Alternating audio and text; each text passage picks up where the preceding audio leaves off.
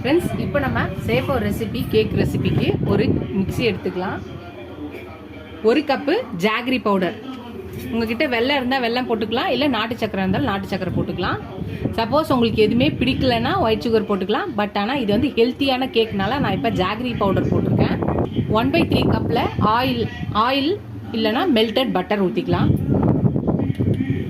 ஒரு 1/2 கப் வந்து கர்டு, தயிர் 1/2 கப்பு ஊற்றிக்கலாம்.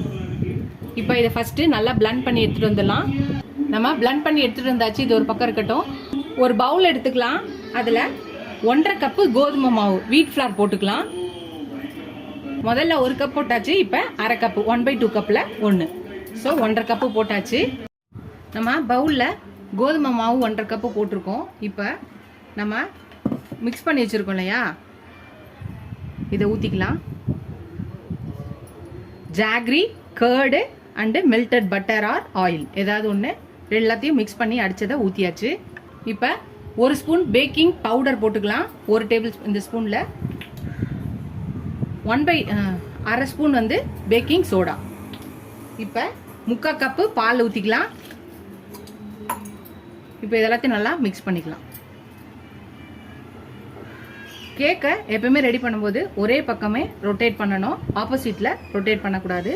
ஜென்டிலாக பண்ணுங்க, ஓவராக வேகமாக பண்ணக்கூடாது. கேக்கை இது பண்ணும்போது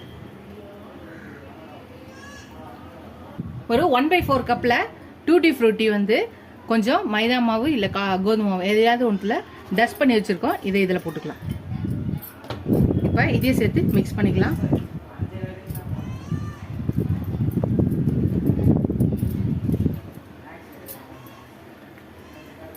இதுக்கப்புறம் நீங்கள் ஏதாவது உங்களுக்கு நட்ஸ் வேணும்னாலும் இதிலே போட்டுக்கலாம், இல்லை மேலே டெக்கரேஷன் பண்ணுறதுக்கும் போட்டுக்கலாம்.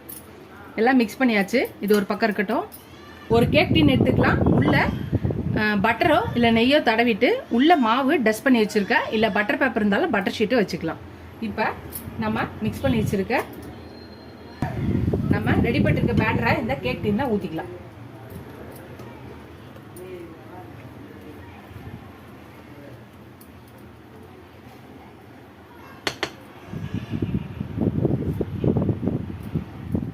கேக் டின்னை ஊற்றியாச்சு. இப்போ நம்ம டேப் பண்ணிக்கலாம்.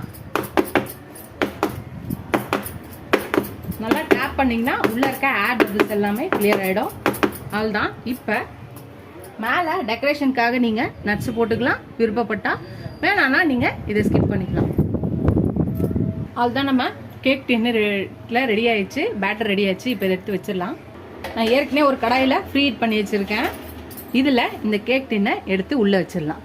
அடியில் சால்ட் வைக்கிறது தானே வைக்கலாம், வைக்கலனால பரவாயில்ல. அடியில் ஒரு பிளேட் மட்டும் வச்சுட்டு இப்போ இந்த தட்டை போட்டு மூடிடலாம். உங்ககிட்ட குக்கர் இருந்தால் குக்கரில் கூட வைக்கலாம். இப்போ இது ஒரு 30 மினிட்ஸ்லேருந்து 45 மினிட்ஸ் வைக்கணும். முதல்ல 30 மினிட்ஸ் வரையும் வேகட்டும். வெந்தோடனே பார்த்தீங்கன்னா ஒரு கத்திலையோ ஸ்போக்ஸ்லையோ இல்லை டூத் பிக்லேயே குத்தி பாருங்கள். ஒட்டாமல் வந்துச்சுன்னா வெந்துடுச்சுன்னு அர்த்தம், கேக்கு பேக் ஆகிடுச்சுன்னு அர்த்தம். சப்போஸ் அது ஒட்டுற மாதிரி இருந்துச்சுன்னா இன்னும் ஒரு 10 மினிட்ஸ் வச்சுட்டு அதுக்கப்புறம் பாருங்கள் வெந்துடும். நம்ம ஒரு 30 மினிட்ஸ் கழித்து பார்க்கலாம். ஃப்ரெண்ட்ஸ், நம்ம ரெடி பண்ண எக்லெஸ் ஆட்டா ஜாகரி கேக் செஞ்சோம். ரெடி ஆயிடுச்சு, பேக் ஆகிடுச்சு, ஆறிடுச்சு. இதை தட்டில் மாற்றிக்கலாம். பாருங்கள் நல்லா வந்துருச்சு. இதை திருப்பி போட்டுடலாம். கேக் டின்னை ஒட்டாமல் வந்திருக்கு பாருங்கள். கரெக்டான பதத்தில் நம்ம கேக்கை ரெடி பண்ணி ஊற்றிருக்கோம். பேட்டரை நல்லா ஆறிடுச்சு. கேக்கை எப்போயுமே கட் பண்ணும்போது நல்லா ஆறின பிறகு கட் பண்ணணும். கேக்கை கட் பண்ணியாச்சு பாருங்கள். நல்லா சாஃப்டாகவும் ஃப்ளஃபியாகவும் இருக்குது. நம்ம எக்கே போடல, கேர்டு தான் போட்டு செஞ்சோம். அப்போ கூட நல்லாயிருக்கு. நீங்கள் எக்கு போட்டால் இன்னும் ரொம்ப சாஃப்டாகவே வரும். நம்ம ஓடிஜிலேயோ இல்லை மைக்ரோவேவனில் செய்யலை, நம்ம ஜஸ்ட்டு கடாயில் தான் செஞ்சுருக்கோம். சூப்பரான ஹெல்த்தியான கேக் ரெடி ஆயிடுச்சு. நீங்களும் இந்த ஹெல்த்தியான கேக்கை ட்ரை பண்ணி பாருங்கள். ட்ரை பண்ணி பார்த்துட்டு எப்படி இருக்குன்னு சொல்லுங்கள். இனிப்போ சூப்பராக கரெக்டாக இருக்குது. ரொம்ப ஹெல்த்தியான இந்த எக்லெஸ் ஆட்டா ஜாகரி கேக்கை ட்ரை பண்ணி பாருங்கள். ட்ரை பண்ணி பார்த்துட்டு எப்படி இருக்குன்னு சொல்லுங்கள். ஃபஸ்ட் டைம் சேனலை பக்கம் சப்ஸ்கிரைப் பண்ணிட்டு பாருங்கள். ஃபுல் வீடியோ பாருங்கள். உங்கள் ஃப்ரெண்ட்ஸ்க்கு அந்த சேனலை ஷேர் பண்ணி சப்ஸ்கிரைப் பண்ண சொல்லுங்கள். Keep supporting my channel. நீங்கள் எவ்வளோக்கு சப்ஸ்கிரைப் பண்ணி லைக் பண்ணி கமெண்ட் பண்ணுறீங்களோ அவ்வளோக்கு என்கரேஜிங்காக இருக்கும், சப்போர்ட்டிங்காக இருக்கும். இந்த மாதிரி புது ரெசிபிஸ் கூட எனக்கு ரொம்ப ஹெல்ப்ஃபுல்லாக இருக்கும். இதோட அடுத்த ரெசிபியில் பார்க்கலாம்.